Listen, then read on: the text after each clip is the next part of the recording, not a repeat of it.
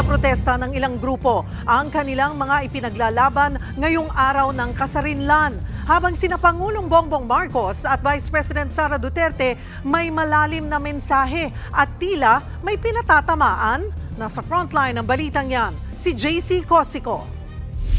Araw ng kasarinlan, sinabayan ng mga kilos protesta. Sa Maynila, may rally kaugnay ng agawan ng teritoryo. Habang sa EDSA, umento sa sahod ang panawagan ng mga labor group. At ang mga kabataan naman, inilalabang umusad ang impeachment laban kay Vice President Sara Duterte. Nagmarcha rin ang mga uniformed personnel. Ibinida nila ang modernong assets ng gobyerno. Present dyan si Pangulong Bongbong Marcos kasama ang First Family.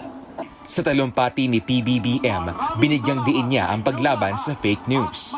Ipinunto rin niya kung ano ang tunay na kalaban ng kalayaan. Ang totoong kalaban ng kalayaan ay ang pagiging manhid. Manhid sa hinain ng taong bayan, manhid sa kalagayan ng ating kapwa, manhid sa kapanganan ng ating bansa. Malalim naman ang hugot ng mensahe ni Vice President Sara Duterte ngayong Independence Day. Huwag daw ipagkanulo ang bansa sa mga traidor. Hindi tayo lumaya para muling mawalan ng karapatan at maging alipin ng iilan. Huwag nating isuko ang kalayaang ito sa mga taksil at walang malasakit sa ating mamamayan. Maging ang kapatid ng bise na si Congressman Pulong Duterte, inalala ngayong araw ang mga sakripisyo ng mga bayani, pati na si dating Pangulong Rodrigo Duterte na nakakulong sa ICC.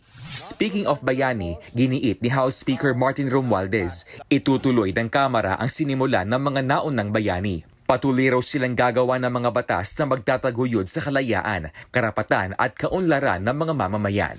Nagbabalita mula sa Frontline, JC Cosico, News 5. Mga kapatid, Cheryl Cosim po, huwag maging huli at maging una sa lahat sa balitaan. Para sa tuloy-tuloy na talakayan sa Frontline, mag-follow at mag-subscribe sa social media pages ng News 5.